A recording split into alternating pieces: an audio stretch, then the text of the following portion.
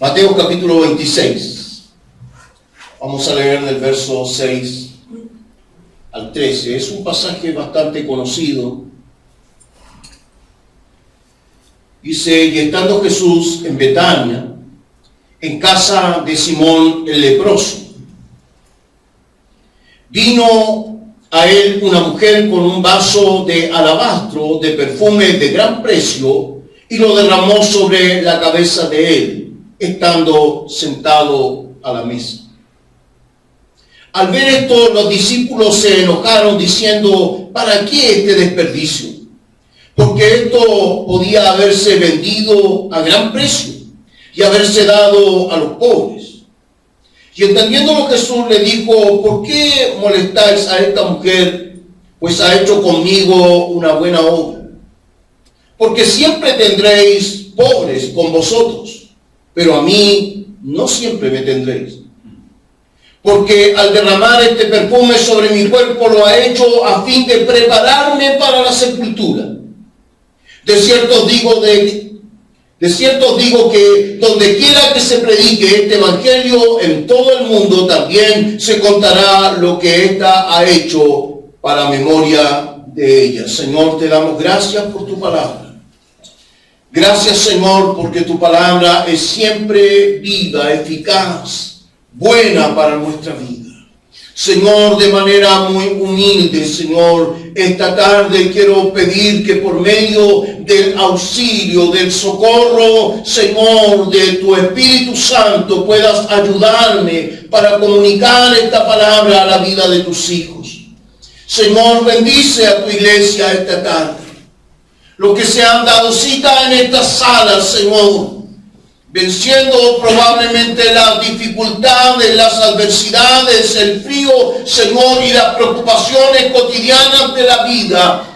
Algunos hoy se han dado cita en esta sala, Señor, y estamos aquí porque queremos ser edificados por tu palabra. Bendecido, Señor, a través de tu palabra. Habla a nuestro corazón, habla a nuestra mente. Señor, probablemente, Señor, yo pueda apelar, Señor, al intelecto de los que estamos aquí, a su razonamiento. Y con mi mejor esfuerzo, Señor, probablemente yo pueda apelar incluso hasta sus emociones. Pero hay algo, Señor, que yo jamás podré hacer. Y es hablar hasta el alma de cada uno de nosotros. Por eso te ruego, Señor, que me auxilies por medio de tu Espíritu Santo, para que entonces tu palabra llegue hasta lo más profundo de nuestra alma, Señor, y nos sintamos ministrados por el poder de tu Espíritu. Gracias, Señor, en el nombre de Jesús. Amén. Amén.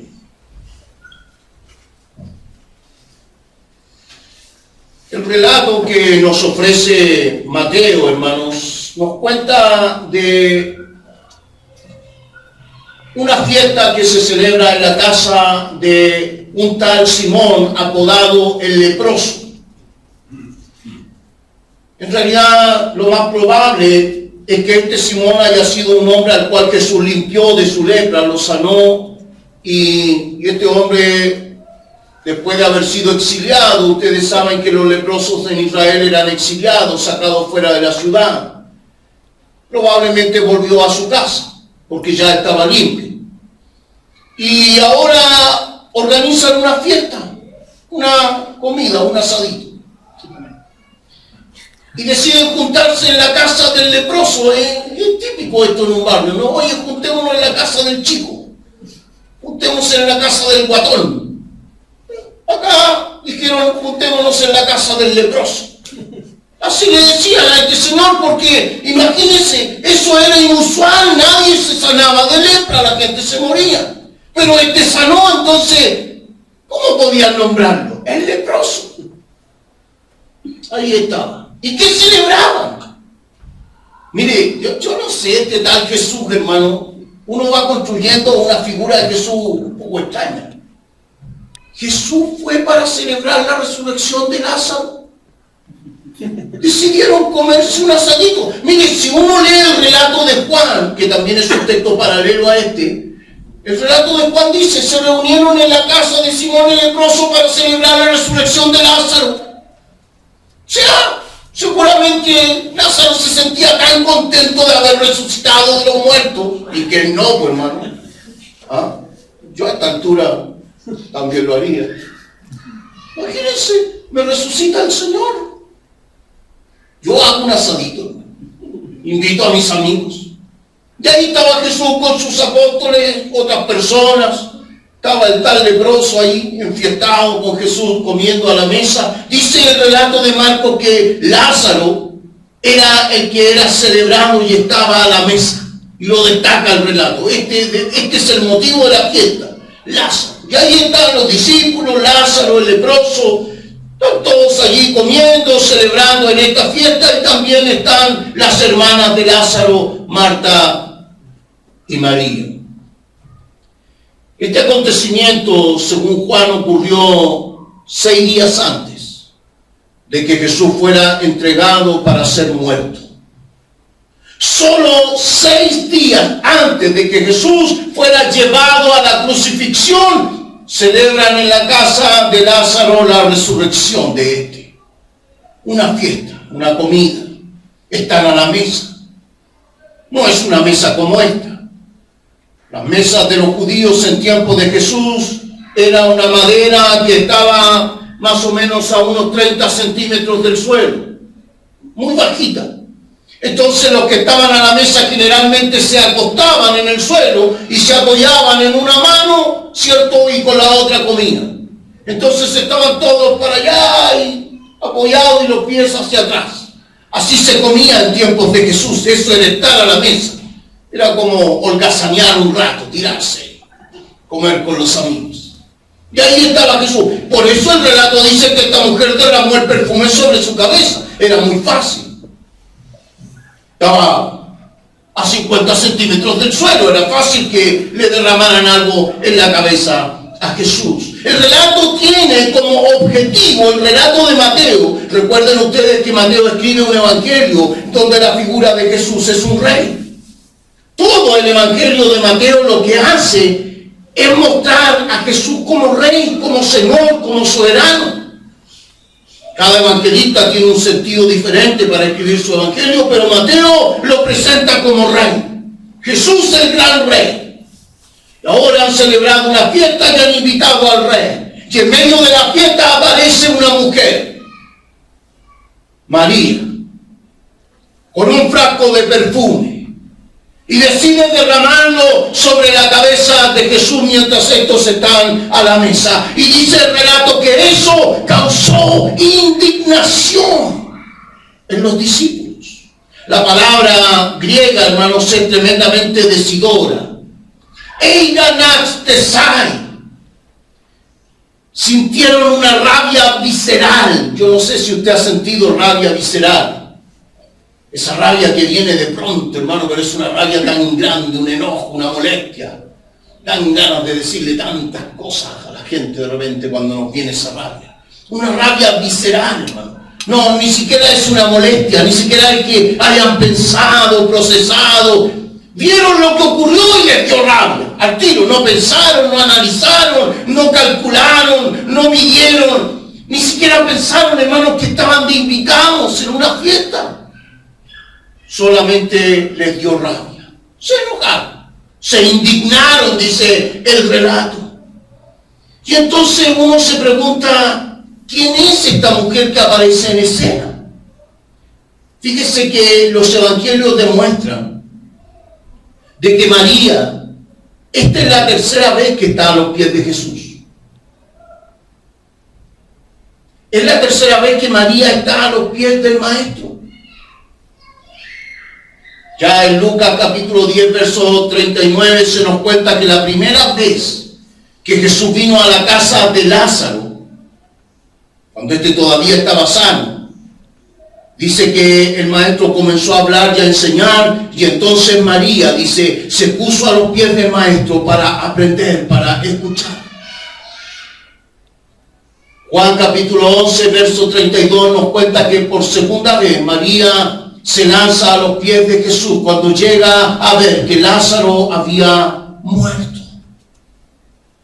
Cuando Juan cuenta acerca de que Lázaro, el hermano de estas mujeres, había muerto, dice que es María la que se tira a los pies de Jesús diciéndole: Maestro, si hubieses estado aquí, mi hermano no habría muerto. Y bueno, Mateo es el tercer relato que nos presenta a María a los pies de Jesús. Aquí. Y uno se pregunta cómo alguien puede estar a los pies de Jesús y derramarle perfume sobre su cabeza. Bueno, ya lo saben, para que no les complique el texto. La gente cuando se sentaba a la mesa se tiraba en el suelo. Entonces María estaba a los pies de Jesús, derramándole el perfume. A eso se refiere el relato cuando dice a los pies de Jesús. Porque él estaba estirado, acostado. Por eso ella puede estar a los pies de Jesús. Y por eso, y que dice que derramó el perfume y que también con su cabello lo enjutó, le enjuagó los pies a Jesús. Esa es una práctica judía, hermano, una acción de bienvenida, cuando un judío le daba la bienvenida a alguien, cuando un judío expresaba que alguien era amado, era querido, y venía a la casa, lo que cualquier judío haría sería lavarle los pies a su visita, porque ustedes entenderán lo que significa caminar con chalitas por el desierto. ¿Ah? Polvoriento, calor, tremendo. Nada más reconfortante para un ser humano meter las patitas al agua helada cuando hace calor. Y esa es una acción de bienvenida en la cultura judía. Y dice el relato que esta María derramó el perfume y el perfume corrió por el cuerpo de Jesús, y ella con el perfume tomó los pies y luego con su cabello comenzó a enjutarlos, a secarlos, a fregar el ungüento, el perfume en los pies de Jesús. Pero ¿por qué se indignan tanto los discípulos por esto? ¿Qué es lo que los enoja? Bueno, hermano, Marcos, en su relato paralelo de esto, nos arroja un poco de luz acerca de qué fue lo que indignó a los discípulos.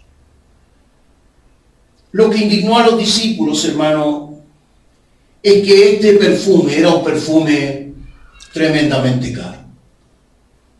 No era la cantimplora de Hugo Boss, ni el violet de Paco Rabanne, ni el agua brava. No. Estamos hablando de una cosa cara. El perfume que había traído María era un perfume casi incalculable. Poco probable que una mujer cualquiera pudiera tener un perfume como este. Se trataba de un perfume elaborado con flores de nardo que solamente se daban en los Himalayas, el gran monte de la India. Era casi imposible que un judío normal, solamente un hombre rico.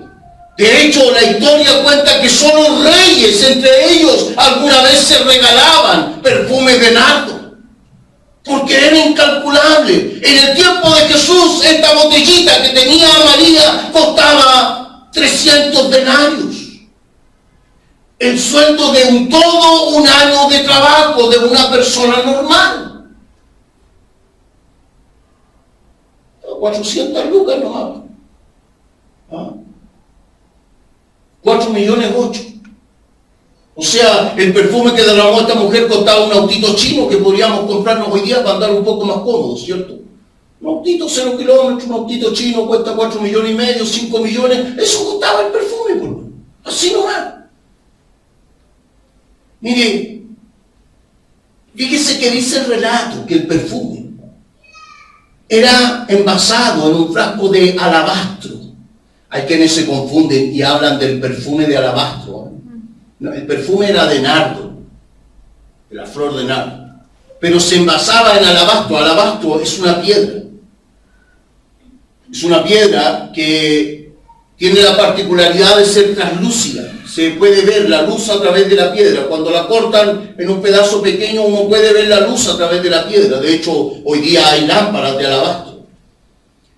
Y esa piedra se ahuecaba, se le dejaba una pequeña boca, se vaciaba el perfume y se tapaba y se sellaba. ¿Por qué razón? Porque el perfume era volátil, muy volátil. Se evaporaba rápidamente. Y la única forma de envasarlo era en un depósito que no se enjutara, es decir, la cerámica, las vasijas de barro, que era lo que se acostumbraba en esa época, no servían, porque si no el perfume se iba a pasar por el barro, por la cerámica y se iba a perder, así de caro. Entonces era echado en un depósito de piedra de alabastro, una piedra translúcida, ¿cierto? Metían el poco de perfume allí y lo sellaban completamente de tal forma que cuando alguien quería usar el perfume, la única posibilidad era rompiendo el frasco. Hoy día nos compramos una colonia, ¿cierto? Y le vamos sacando de a poquito. Tienen hasta vaporizadores ahora, ¿no? Poquito nomás, porque son caras. ¿Ah? Acá la única posibilidad de usar este perfume era derramándolo. De hecho, las familias ricas usaban estos perfumes para embalsamar los cuerpos que iban a la sepultura. Las personas que morían, las familias ricas las envolvían en una sábana llena de este perfume, que era precioso, aromático, tremendo, pero que era carísimo. Se perdía hasta el frasco. ¿Quién no guardaba un frasco? Yo hoy día, hermano, después que terminé de preparar mi sermón, fui a mi closet a sacar mi ropa para venir al culto, hermano, y encontré allí mi pequeña botella de Antonio Bandera. Bueno, ¿qué le vamos a hacer? No es de alabastro, ni mucho menos. Pequeñita así. ¿Quién no guarda una botella de perfume? Sobre todo si la aprecia, si se la regaló a alguien significativo, ¿cierto? No la guarda, por hermano. Entonces, imagínense, hasta el frasco se perdía. Dice el relato que María tomó el frasco de alabastro y lo rompió, lo destruyó y tomó el perfume y lo derramó completamente sobre la persona de Jesús. Si el perfume y el frasco costaban un año de trabajo de un obrero, entonces alguien se iba a quejar, hermano, sin duda. ¿Ah? ¿Cómo es posible? ¿Quién fue ese? Judas. Fíjese que el Evangelio de Juan en su relato paralelo dice que Judas se indignó, que fue el primero que reclamó. Judas era el que llevaba la tesorería de la iglesia en tiempos de Jesús. Era el tesorero, porque la iglesia de Jesús tenía un tesorero y era Judas. Era como decir Pablo Tapia hoy día, lo mismo. Lo mismo. ¿Ah? Y se indignó. Y mire, muy pillo este Judas, dice que llamó a los 12 y les dijo: oye, ustedes no pueden permitir esto, o sea, ¿cómo se derrama este perfume? Imagínate, habiendo tanta pobreza, habiendo tanta gente necesitada. Claro, era caro el perfume.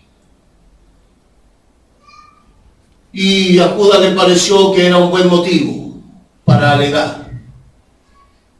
Entonces yo quisiera hoy día compartir con ustedes 3 aplicaciones prácticas acerca de este pasaje.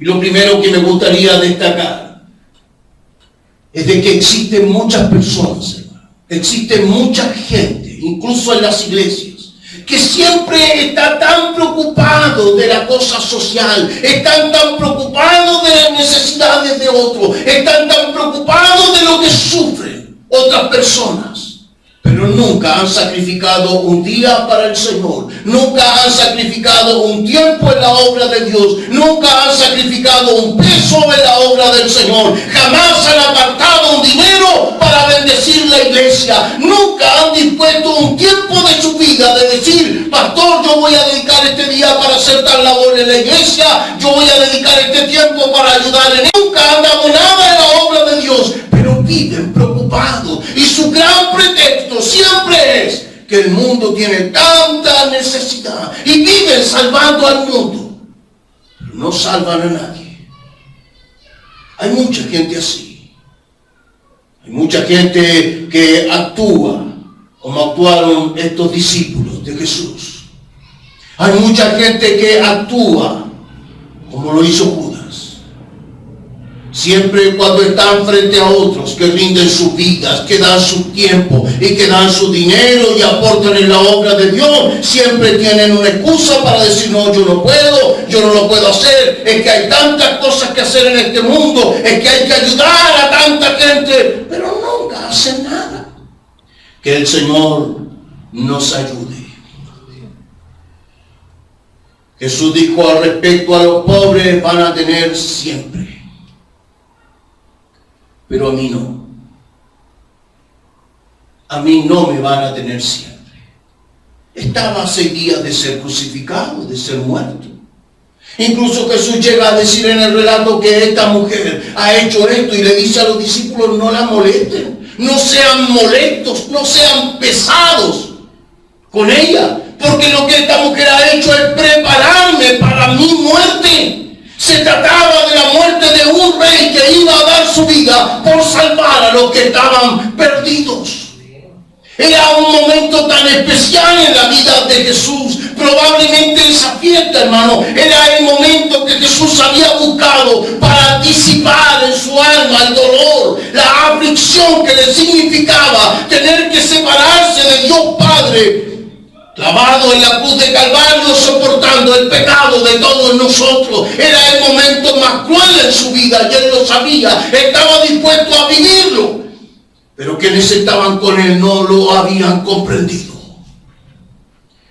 Amado hermano en el Señor, lo primero que se necesita entender en la vida de un creyente, antes de comenzar a ayudar a los que no tienen nada y a los desvalidos, lo primero que necesitamos entender, quién es el dueño de todas las cosas.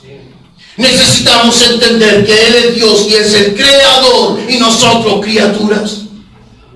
Hay propuestas políticas, hay propuestas sociales, hay propuestas presidenciales que quieren cambiar el país, el mundo y la economía. Pero déjeme decirle algo. Un ser humano que no es capaz de reconocer que Él es soberano, que Él reina, que Él es el dueño de todo y que todas las cosas dependen de Él, no puede intentar salvar al mundo. Primero hay que reconocer quién es el dueño de este mundo para tener la capacidad de salvarlo. Lo segundo que quisiera destacar es que la religiosidad y la monotonía en la vida cristiana muchas veces nos hace perder de vista lo que es realmente importante. Los discípulos estaban tan afanados en el establecimiento del reino. Los discípulos estaban tan afanados en hacer cosas a través de las cuales el mundo se diera cuenta que el reino estaba presente, que habían perdido de vista al Rey de Reyes. Fíjese usted, en un momento como ese, en un momento en que Jesús debió haber sido adorado, alabado, glorificado, los discípulos no son capaces de darse cuenta de que eran días cruciales en la vida de Jesús, que Él merecía en ese momento ser adorado, ser glorificado, ser estimulado, ser bendecido, apoyado, ministrado. Nadie fue capaz de reconocer eso. Todo el mundo estaba afanado por el quehacer. ¿Cuántas veces, hermano, nosotros, los cristianos, a veces estamos tan sumergidos en las tareas de la iglesia, tan afanados en las tareas del ministerio, tan embuidos en las cosas, queremos que todo salga bien, que todo funcione a la perfección, que todo salga en el culto, y estamos tan preocupados de eso que dejamos de disfrutar de la presencia de Dios en nuestra vida. Es que las canciones tienen que salir bien, es que la grabación tiene que salir bien, es que el trabajo tiene que salir bien, es que el data, la proyección, y nos olvidamos de que estos son escasos minutos en que deberíamos disfrutar de la presencia de nuestro Dios, por encima de cómo funcionan las cosas. A veces las iglesias se concentran tanto, hermano, en la perfección, en que nada salga al azar, en que nada salga en un error, en que nada o nadie se equivoque, que en ese afán perdemos de vista que el que debe ser adorado es nuestro Cristo. que delante de Él debemos rendir nuestra vida y bendecirlo. Nos preocupamos tanto de detalles, nos preocupamos tanto de las cosas mínimas, que perdemos de vista lo que es realmente importante en nuestra vida, nuestra relación con nuestro Señor Jesucristo. En el momento en que estaba viviendo Jesús, parecía que lo que era más cercano en realidad estaba muy lejos. Y eso ocurre con frecuencia en la vida de muchos cristianos. Entramos en una monotonía. La vida religiosa, la vida de la iglesia, sí, los domingos tengo que ir a la iglesia, cantamos, predicamos, hacemos tantas cosas porque nos acostumbramos. Y vivimos una vida y sin darnos cuenta, a veces nuestra vida cristiana entra en una rutina, en un quehacer que es casi automático, hermano. Sabemos cuándo hay que cantar, cuándo hay que orar, cuándo hay que sentarse, cuándo hay que escuchar. Y entramos en esta monotonía y parece que no está pasando nada con nuestra vida. Es porque creemos que estamos muy cerca, pero en realidad estamos distantes. Debemos preocuparnos de esto en nuestra vida. Lo tercero que quisiera destacar es que para que exista una profunda y verdadera adoración a Dios, siempre, hermanos, una profunda y verdadera adoración al Señor, siempre estará asociado a un gran sacrificio, a un gran costo. Y esto es algo que también necesitamos aprender. Siempre, el servir al Señor, el servir a Dios, el servir en su obra, el servir, hermanos, en la casa del Señor, el servir en la iglesia, el servir a otros, hermanos, el tratar de evangelizar, el tratar de bendecir la vida de otros, siempre va a significar para nosotros un gran costo. Un costo probablemente emocional, económico, anímico, un costo material, un costo familiar. Siempre, hermanos, servir al Señor va a significar para nosotros un costo. Fíjese que en uno de los episodios más críticos, tristes y dolorosos de la vida de Israel, cuando ha venido sobre el pueblo destrucción, muerte, pestilencia, el rey David ya no haya que hacer para frenar el sufrimiento del pueblo de Israel, y entonces decide ir a un lugar y enfrentar a Jehová y decirle que no siga matando gente, que no siga con su obra destructora, y entonces decide enfrentarlo y decide presentar sacrificio delante de Jehová. Y Arauna, el jebuseo, un amigo de David, un hombre hacendado, un hombre rico, le dice: David, aquí tienes animales, aquí tienes vacas, ovejas, leña, todo lo que necesitas para presentar sacrificio a Jehová. Y entonces David dice: no ofreceré a Jehová, Dios, holocausto que a mí no me cueste nada. No me presentaré delante de Jehová con una ofrenda que a mí no me haya costado. Amado hermano en el Señor, para servir en la obra de Dios tenemos que entender que siempre eso estará asociado al esfuerzo, al sacrificio, al compromiso de nuestra vida. Probablemente eso signifique en nuestra vida que tengamos que pagar algún costo emocional, familiar, para aquellos que tienen familias que no comprenden lo que hacen o porque sirven al Señor. Probablemente un costo económico. Seguramente a lo mejor hay alguien detrás suyo diciéndole: oye, pero ¿cómo se te ocurre apartar esa plata para darle a la iglesia? O probablemente detrás suyo hay gente diciendo: oye, pero ¿por qué tienes que ir todos los domingos? ¿Por qué tienes que dedicar tu vida al Señor? Porque para servir a Dios siempre va a estar asociado un costo en nuestra vida. El verdadero servicio cristiano está asociado a esos costos, hermanos, emocionales, a esos costos familiares. Nosotros como iglesia no enseñamos el sacrificio como un medio de salvación, de ninguna manera. No creemos que alguien tenga que sacrificarse para ser salvo. Nosotros somos salvos por la gracia del Señor. Y eso lo sabemos. Pero enseñamos el sacrificio como el único camino posible para que este mundo perdido pueda encontrar el mensaje de salvación y pueda ser restaurado. Sería ingenuo de mi parte, hermano. Y sería irresponsable como pastor si yo le digo a usted que no haya asociado un sufrimiento, un sacrificio, un costo servir al Señor. Hermano amado en el Señor, siempre, para aquellos que quieren servir al Señor, siempre va a estar asociado a un poco de sacrificio, a un poco de sufrimiento, a un poco de despojo de nuestros propios intereses. Necesitamos entenderlo. Necesitamos entender que para avanzar en la obra del Señor tenemos que disponer de nuestro tiempo, de nuestra vida. Hemos tratado de ser una iglesia responsable y no queremos llenarlo de actividades, no queremos que usted esté de lunes a domingo metido en la iglesia. Pero si tiene alguna obligación, algún deber, algún trabajo dentro del calendario de su iglesia, aprenda a ser fiel, aprenda a cumplir, aprenda a servir al Señor.